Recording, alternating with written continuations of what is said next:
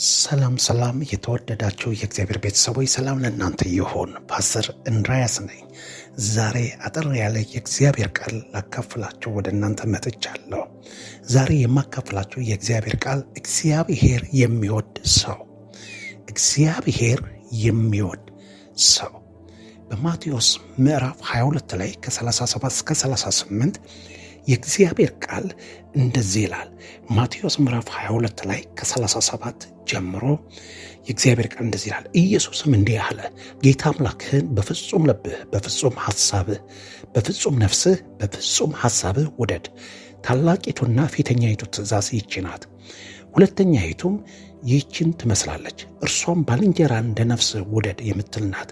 በእነዚህ በሁለቱ ትእዛዛት ሕጉን ሁሉ ነቢያትም ምን አድርጓል? ተሰቅለውበታል ብሎ ይናገራል። ቁጥር 37 ላይ ኢየሱስም እንዲህ አለው፣ ጌታ አምላክህን በፍጹም ልብህ፣ በፍጹም ነፍስህ፣ በፍጹም ሐሳብህ ምን አርግ? ውደድ። ታላቂቱና ፊተኛይቱ ትእዛዝ ይህች ናት አለ።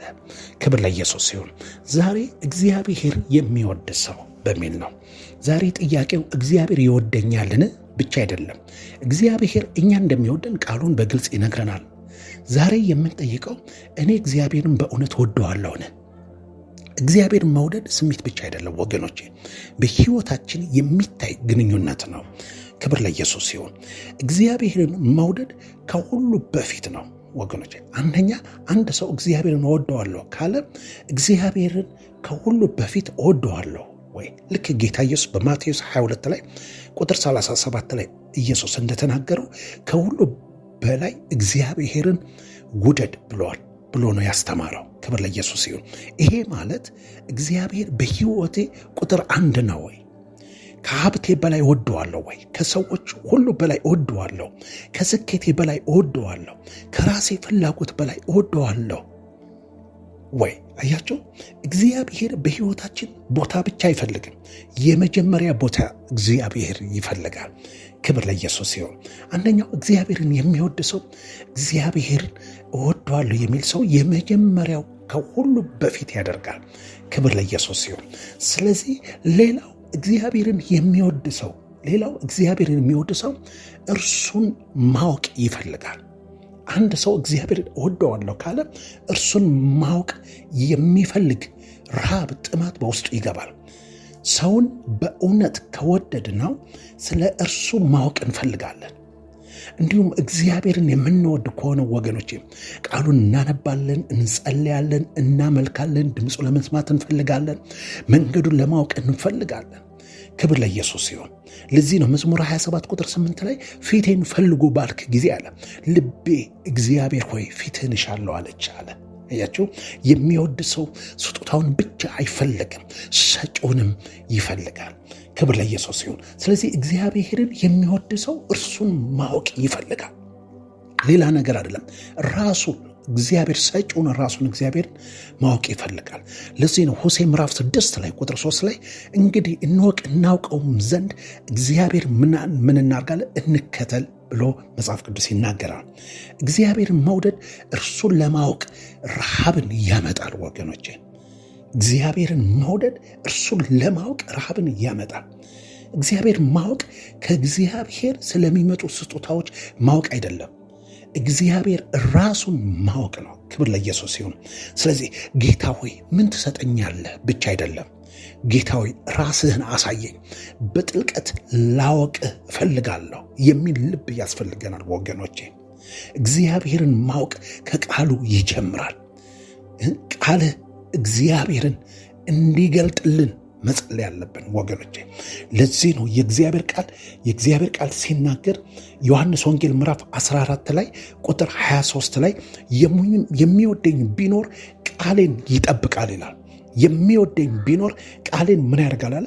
ይጠብቃል ይላል። አያችሁ፣ እውነተኛ ፍቅር ወደ ቃል ይመራል። ሰው እግዚአብሔርን እወደዋለሁ እያለ ቃሉን ማያነብ ከሆነ ማይፈልግ ከሆነ በፍቅር ውስጥ ጥያቄ መኖር አለበት ማለት ነው።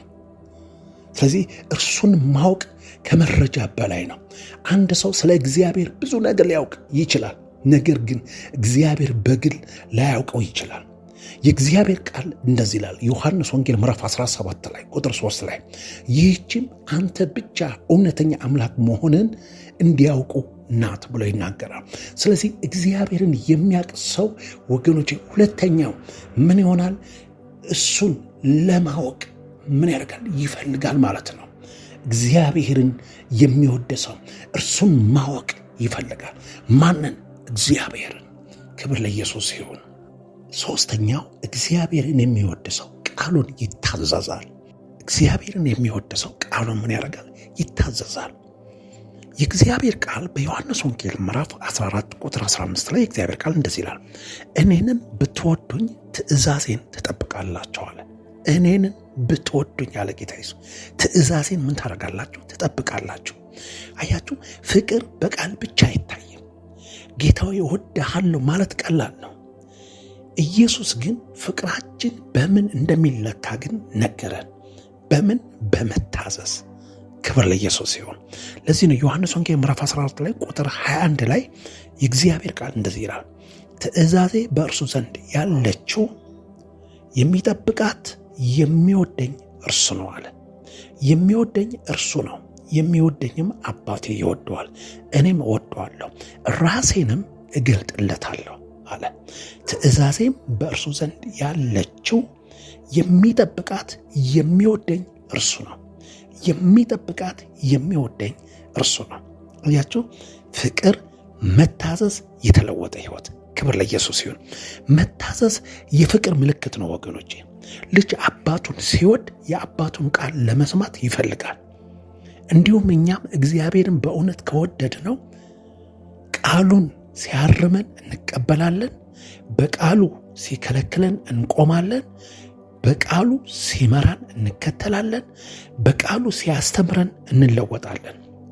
አያችሁ፣ ትእዛዙን መጠበቅ ሸክም አይሆንብንም።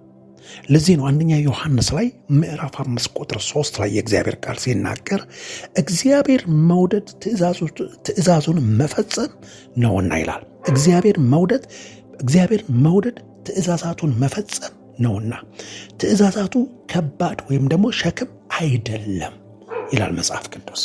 አያችሁ፣ ሰው እግዚአብሔርን ሲወድ መታዘዝ እንደ እስር አይሰማውም፣ እንደ ክብር ይሰማዋል። ክብር ለኢየሱስ ይሁን። አሜን። ለዚህ ነው የአብርሃም ፍቅር በመታዘዝ ታየ። እግዚአብሔር አብርሃምን ሲፈትነው እርሱ ቃሉን ተከተለ። እንደዚህ ይላል ዘፍጥረት ምዕራፍ 22 ላይ ቁጥር 12 ላይ አሁን እግዚአብሔርን እንደምትፈራ አውቃለሁ አለው። አያችሁ፣ ሄድና ወደ ሞሪያ ተራራ ልጅህን ሰዋልኝ ባለው ጊዜ በሄደ ጊዜ ግን ያደረገው ነገር ነው። እዚህ ጋር እግዚአብሔር ምን ያክል እንደታዘዘ እግዚአብሔርን መውደዱን የታየበት ስፍራ እንደሆነ የእግዚአብሔር ቃል ያሳየናል። አሁንም እግዚአብሔርን እንደምትፈራ አውቃለሁ አለው። አያችሁ፣ እዚህ የምናየው አብርሃም ፍቅሩን በውሳኔ እንዴት እንዳሳየ ተመልከቱ። ክብር ለኢየሱስ ሲሆን አያችሁ፣ እግዚአብሔርን እወደዋለሁ እላለሁ፣ ግን እርሱ በቃሉ የሚነግረኝን ነገር ለመታዘዝ ፈቃደኛ ነኝ ወይ? ሁላችን በዚህ ራሳችንን መጠየቅ አለብን። ይሄ ነው የፍቅራችን መለኪያው። እግዚአብሔር መውደድ ማለት ወገኖች እርሱ የሚወደውን መውደድ፣ እርሱ የሚጠላውን መጥላት፣ እርሱ የሚለውን ነገር መታዘዝ ነው። እግዚአብሔር መውደድ። አያችሁ፣ ለእግዚአብሔር ያለን ፍቅር በአፋችን አንመዝነው፣ በመታዘዝ ግን እንመዝነዋለን። ክብር ለኢየሱስ ይሁን። ስለዚህ እግዚአብሔርን የሚወድ ሰው ቃሉን ምን ያደርጋል? ይታዘዛል። ለኢየሱስ ይሁን። አራተኛው እግዚአብሔርን የሚወድ ሰው ኃጢአትን ይጠላል። እግዚአብሔርን የሚወድ ሰው አራተኛው ኃጢአትን ይጠላል። ለዚህ ነው የእግዚአብሔር ቃል በመዝሙር 97 ላይ ቁጥር 10 ላይ የእግዚአብሔር ቃል እንደዚህ ይላል፣ እግዚአብሔርን የምትወዱ ክፋትን ጥሉ ይላል። እግዚአብሔርን የምትወዱ ምን ጥሉ? ክፋትን ጥሉ። ክፋትን መጥላት። እግዚአብሔርን እየወደድን ኃጢአትን በፍቅር መያዝ አንችልም። ይሄ ማለት ክርስቲያን ፈጽሞ አይሳሳት ማለት ግን አይደለም። ልዩነቱ ይሄ ነው ወገኖች። በኃጢአት ቢወድቅ አይደሰትም ማለት ነው። ወደ እግዚአብሔር ይመለሳል። ያችሁ ወደ እግዚአብሔር ምን ያደርጋል? ይመለሳል። እግዚአብሔርን መውደድ ኃጢአትን መጥላትን ያመጣል። እግዚአብሔርን መውደድ በአፍ የሚነገር ብቻ አይደለም። እርሱን የሚወደውን የሚወድ እርሱ የሚጠላውን የሚጠላ መሆን አለበት። ሮሜ ምዕራፍ 12 ላይ ቁጥር 9 ላይ የእግዚአብሔር ቃል እንደዚህ ይላል፣ ክፋትን ጥሉ መልካሙን ተጣበቁ ብሎ መጽሐፍ ቅዱስ ይናገራል። ክፋትን ምን በሉ? ጥሉ። ጥላቻን፣ ክፋትን፣ አመፅን፣ ሐሜትን እግዚአብሔር የሚጠላ በወንድሞች መካከል ጥላቻን መዝራትን እነዚህ ኃጢአቶችን ወገኖች ልንጠላቸው ይገባል። ኃጢአት ችግር ብቻ ሳይሆን በእግዚአብሔር ላይ የሚደረግ ኃጢአት ነው ወገኖቼ። ዳዊት ከወደቀ በኋላ አንተን ብቻ በድያለሁ አለ መዝሙር 51 ላይ ቁጥር 4 ላይ። ስለዚህ ኃጢአት በቀላሉ አንመልከተው። ኃጢአት የሚወደንን አምላክ ማሳዘን ነው። ለዚህ ነው መጽሐፍ ቅዱስ ሲናገር ኤፌሶን ምዕራፍ 4 ላይ ሲናገር ከቁጥር 30 ጀምሮ ለቤዛ ቀን የታተማችሁበትን ቅዱስን የእግዚአብሔር መንፈስን ምን አትበሉ አለ? አታሳዝኑ። ጥላቻ፣ ክፋት፣ አመፅ፣ ተንኮል በቃ የተለያዩ እግዚአብሔር የሚጠላቸው ነገሮችን ወገኖች ስንሰራ እግዚአብሔር ያዝናል። ኃጢአት የሚወደንን አምላክ ያሳዝናል።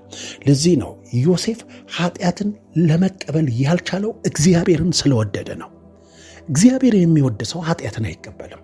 እግዚአብሔር የሚወድ ሰው እግዚአብሔር በሚጠላው ነገር ውስጥ አይገባም። እግዚአብሔርን የሚወድ ሰው እግዚአብሔር የማይወደውን ነገር አያደርግም። እግዚአብሔርን የሚወድ ሰው እግዚአብሔር በማይከብርበት ስፍራ አይገኝም። እግዚአብሔርን የሚወድ ሰው እግዚአብሔር በሚጠላው ዙሪያ አካባቢ አይገኝም። ዘፍጥረት 39 ቁጥር 9 ላይ እንዴት እንዲህ ታላቅ ክፋት አድርጌ በእግዚአብሔር ፊት እበድላለሁ አለ። ያችሁ ማን ያየኛል አይደለም፣ በእግዚአብሔር ፊት እንዴት እበድላለሁ ነው ዋናው ነገር። ኃጢአት የሚጠላ ሰው ከኃጢአት ይሸሻል። ለዚህ ነው አንደኛው ቆሮንቶስ ምዕራፍ 6 ላይ ቁጥር 18 ላይ ጳውሎስ እንዳለ ከዝሙት ሽሹ ይላል። አንዳንድ ሰዎች እስከዚያ ቦታ እሄዳለሁ ኃጢአት ግን አልሰራም ይላሉ። ወገኖች ጥበብ ግን ከኃጢአት ርቀህ እንድትኖር ነው የሚያደርገን። ክብር ለኢየሱስ ሲሆን ለዚህ ነው መዝሙር 119 ቁጥር 104 ላይ የእግዚአብሔር ቃል እንደዚህ ይላል፣ ከትእዛዝ የተነሳ አስተዋልኩ፣ ስለዚህ የሐሰትን መንገድ ጠላሁ አለ። ከትእዛዝ የተነሳ አስተዋልኩ፣ ስለዚህ የሐሰትን መንገድ ምን አረኩ አለ? ጠላሁ። የሐሰትን መንገድ ምን አረኩ አለ? ጠላሁ። እውነተኛ ጥላቻ በቃል ብቻ አይቀርም ወገኖቼ። የምትጠሉትን ነገርን ትሸሻላችሁ። ሰው የሚጠላው ነገር ካለ ከዛ ከሚጠላው ነገር ምን ያደርጋል?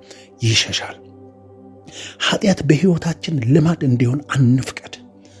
ለዚህ ነው አንደኛ ዮሐንስ ላይ ምዕራፍ 3 ላይ ቁጥር 9 ላይ ሐዋርያው ዮሐንስ እንደዚህ ይላል፣ ከእግዚአብሔር የተወለደው ሁሉ ኃጢአትን አያደርግም፣ ዘሩ በእርሱ ይኖራልና ከእግዚአብሔር ተወልዷልና ኃጢአትን ሊያደርግ አይችልም። ከእግዚአብሔር የተወለደ ሁሉ ኃጢአትን አያደርግም፣ ዘሩ የማን ዘር? የእግዚአብሔር ዘር በእርሱ ይኖራልና ከእግዚአብሔር ተወልዷልና ኃጢአትን ሊያደርግ አይችልም ብሎ ይናገራል። አያችሁ፣ ይህ ክፍል የሚያስተምረው አማኝ ፈጽሞ ኃጢአት አይሰራ ማለት ሳይሆን ኃጢአት እንደ ልማዱና እንደ የህይወት መርህ መቀጠል እንደሌለበት ነው። ያችሁ አማኝ ሲወድቅ ይጸጸታል፣ ኃጢአቱንም ያምናል፣ ይናዘዛል፣ ይቅርታ ይጠይቃል። ከኃጢአት ለመራቅ ደግሞ ምን ያደርጋል? ይወስናል። ስለዚህ አራተኛው እግዚአብሔርን የሚወድ ሰው ከክፋት ሁሉ ኃጢአትን ሁሉ ምን ያደርጋል? ይጠላል። አምስተኛው እግዚአብሔርን የሚወድ ሰው ሌሎችን ይወዳል፣ ሌሎችን ሰዎችን ይወዳል። እግዚአብሔር ይባረክ። አንደኛ ዮሐንስ ምዕራፍ 4 ቁጥር 20 ላይ የእግዚአብሔር ቃል እንደዚህ ይላል፣ እግዚአብሔርን እወደዋለሁ ብሎ ወንድሙን የሚጠላ ሐሰተኛ ነው ይላል። አያችሁ፣ እግዚአብሔርን እወደዋለሁ ብሎ ወንድሙን ምን የሚያደርግ? የሚጠላ። ወገኖቼ እግዚአብሔርን የሚወድ ሰው አጠገቡ ያለውን ሰው ይወዳል። የሚወደው በምክንያት አይደለም፣ ያለ ምክንያት እግዚአብሔር እኔና እናንተን እንደወደደን መውደድ አለብን፣ መቀበል አለብን። ለዚህ ነው ጌታ ኢየሱስ ያለ ምክንያት ነው እኔና እናንተን የወደደ። ዓለምን እንዲሁ አድርጎ ወደደ ይላል ወገኖች። ስለዚህ እግዚአብሔርን የሚወድ ሰው ሌሎችን ይወዳል። እግዚአብሔር መውደድ በሰዎች ላይ ይታያል ወገኖች። እግዚአብሔር መውደድ በሰዎች ላይ ይታያል። ስለዚህ ይቅር ማለት፣ እርዳታ ማድረግ፣ አለመጥላት፣ አለመበቀል፣ ለሌሎች መጸለይ፣ የወደቀውን ሰው ማንሳት፣ የሳተውን መመለስ፣ መደገፍ አለብን። አያችሁ፣ እግዚአብሔር የሚወድ ሰው ሌሎችን በተለያየ የመውደድ መግለጫውን ያሳያል። ሲደክም ያበረተዋል፣ ሲያጣ ያግዘዋል፣ ሲወድቅ ያነሰዋል፣ ይጸልይለታል፣ ትጸልይላታለህ ወገኖች። እግዚአብሔርን የሚወድ ሰው ሌላውን ይወዳል። እግዚአብሔር ስሙ ይባረክ። ያ ብቻ አይደለም። እግዚአብሔርን የሚወድ ሰው በመከራ ጊዜ እግዚአብሔርን አይተውም። ጥያቄ አልተመለሰም ብሎ እግዚአብሔር ማምለክን አይተውም። ነገር ዘገየ ብሎ እግዚአብሔርን አይተውም። ነገር ያልተቀየረም ብሎ እግዚአብሔርን አይተውም። ብዙ ሰዎች እግዚአብሔርን የሚወዱት ነገር ሲሳካላቸው ብቻ ነው። ግን እውነተኛ ፍቅር ባይሰጠኝ እወደዋለሁ፣ ባልገባኝም እታመነዋለሁ፣ በመከራ አልተውም ማለት አለብን። ልክ እንደ ኢዮብ ልጆቹን ያጣ፣ ንብረቱን ያጣ፣ ጤንነቱን ያጣ ሰው ነው። ነገር ግን መጽሐፍ ቅዱስ ሲናገር ኢዮብ ምዕራፍ 13 ቁጥር 15 ላይ የእግዚአብሔር ቃል እንደዚህ ይላል፣ እነሆ ቢገድልኝም እንኳ እርሱን በትዕግስት እጠባበቃለሁ አለ። አያችሁ፣ እነሆ ቢገድልኝም እንኳ እርሱን በትዕግስት ምን አድርጋለሁ? እጠባበቃለሁ። ነገር ግን መንገዴን በፊቱ አጸናለሁ አለ። እግዚአብሔር ይባረክ። አሜን። ይሄ የተጋነነ ልዩ ፍቅር ነው። ክብር ለኢየሱስ ሲሆን አያችሁ፣ እግዚአብሔርን የሚወድ ሰው በመከራው በቃ አይለየውም። እነ ዮሴፍ 13 ዓመት ሙሉ በብዙ መከራና ውጣ ውረድ ውስጥ ያለፈ ሰው ነው። አብርሃም እግዚአብሔር በመጠበቅ 25 ዓመት የቆየ ሰው ነው ወገኖች። በዛ ሁሉ ግን በዛ ውጣና ውረድ ውስጥ ሲያልፉ ግን ወገኖቼ ከእግዚአብሔር ሕይወት ግን አልተለየውም። እነ ጳውሎስ በዛ ሁሉ መከራ በዛ ሁሉ ችግር ሲያልፉ እግዚአብሔርን አልተውም ወገኖቼ። እግዚአብሔር የሚወድ ሰው ወገኖቼ በመከራው ጊዜ ከእግዚአብሔርን አይተውም። ክብር ለኢየሱስ ሲሆን ሌላው ሰባተኛው እግዚአብሔርን የሚወድ ሰው ወገኖቼ በምስጋና ይኖራል። እግዚአብሔር የምንወደው ከሆነ እርሱ ስለሰጠን ነገር ብቻ አናመሰግነውም። እግዚአብሔርን የምንወድ ከሆነ እርሱ ስለሰጠን ነገር ብቻ አናመሰግነውም። እርሱ ስለሆነው ማንነት እናመሰግነዋለን። ስለ በረከቱ እናመሰግነዋለን። በመከራም አሁንም እናመሰግነዋለን። ስለ ጠበቃው ደግሞ ምን አድርጋለን? እናመሰግነዋለን። ክብር ለኢየሱስ ሲሆን፣ ስምንተኛ እግዚአብሔርን የሚወድ ሰው የጸሎት ሕይወት ይኖረዋል ወገኖቼ። ፍቅር ውይይትን ይፈልጋል። ስለዚህ እግዚአብሔርን የምንወድ ከሆነ ከእርሱ ጋር ለመነጋገር እንፈልጋለን። ድምፁን ለመስማት እንፈልጋለን። ፈቃዱን ለማወቅ እንፈልጋለን። በፊቱ ለመቆም እንፈልጋለን። እግዚአብሔርን የሚወድ ወገኖቼ። የመጨረሻው ደግሞ እግዚአብሔር የሚወድ ሰው ዕለት ዕለት ለእግዚአብሔር ራሱን ይሰጣል። ሮሜ ምዕራፍ 12 ላይ ቁጥር 1 ላይ እንደዚህ ይላል፣ እንግዲህ ወንድሞች ሆይ ሰውነታችሁን ቅዱስና እግዚአብሔር ደስ የሚያሰኝ ሕያው መስዋዕት አድርጋችሁ ታቀርቡ ዘንድ በእግዚአብሔር ርኅራኄ እለምናችኋለሁ ይላል። አሜን። አያችሁ፣ እግዚአብሔርን የሚወድ ሰው ራሱን ይሰጣል። ለእግዚአብሔር ራሱን ምን ያደርጋል? ይሰጣል። እግዚአብሔር በእውነት ከወደድ ነው ወገኖቼ፣ እግዚአብሔርን በእውነት ከወደድ ነው እርሱን ለመጠቀም አንፈልግም። እርሱ እኛን እንዲጠቀምብን ግን እንፈልጋለን። ጌታዊ ምን ትሰጠኛለህ ብቻ ሳይሆን ጌታዊ ከኔ ምን ትፈልጋለህ ማለት ነው። እግዚአብሔርን የሚወድ ሰው ጊዜውን ይሰጣል።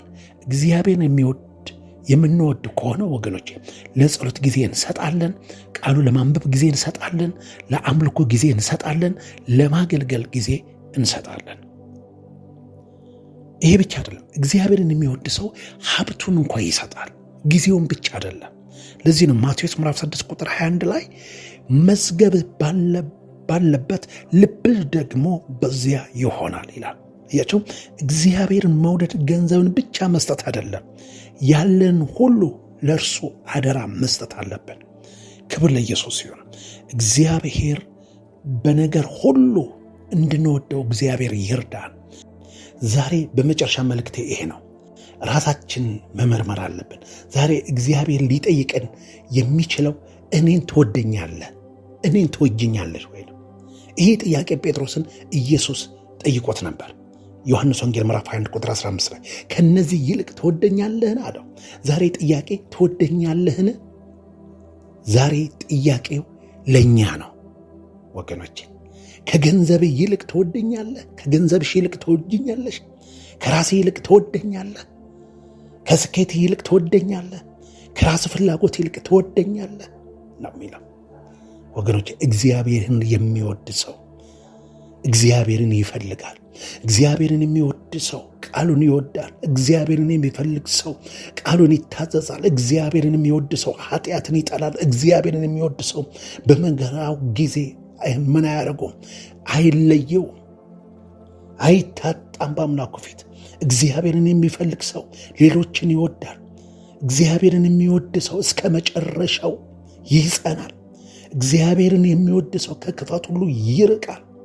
እግዚአብሔር ከሁሉ በፊት ያስቀድማል። እግዚአብሔርን የሚወድ ሰው እግዚአብሔር ይርዳን ወገኖቼ። እንጸልያለን። ከእግዚአብሔር በላይ የምንወደው ነገር ከልባችን እግዚአብሔር ያስወግድልን። ከእግዚአብሔር በላይ የምንወደው ነገር ከልባችን ላይ እግዚአብሔር ሆይ እንድታስወግደው ጸልያለሁ። አንተን በፍጹም ልቤ፣ በፍጹም ነፍሴ፣ በፍጹም አእምሮዬ እወድሃለሁ በሉት። እወድሃለሁ በሉት። ጌታ ሆይ አንተን በፍጹም ልቤ፣ በፍጹም ነፍሴ፣ በፍጹም አእምሮዬ አንተን እወድሃለሁ። ጌታ ሆይ አንተን እንወድሃለን፣ አንተን እንወድሃለን። ጌታ ሆይ አንተን የመውደዳችን እግዚአብሔር ሆይ መገለጫውን አሳየህን። እግዚአብሔር ሆይ በነገር ሁሉ እንድትረዳን እንጸልያለን። ክብር ለአንተ ይሁን በኢየሱስ ስም አሜን፣ አሜን፣ አሜን። እግዚአብሔር ይባርካቸው። እግዚአብሔርን የሚወድ ሰው የሚል መልእክት ነው። ይህ ለብዙ ሰዎች ሼር አድርጉት። እግዚአብሔር ዘመናችሁን ይባርክ። ተባረኩ።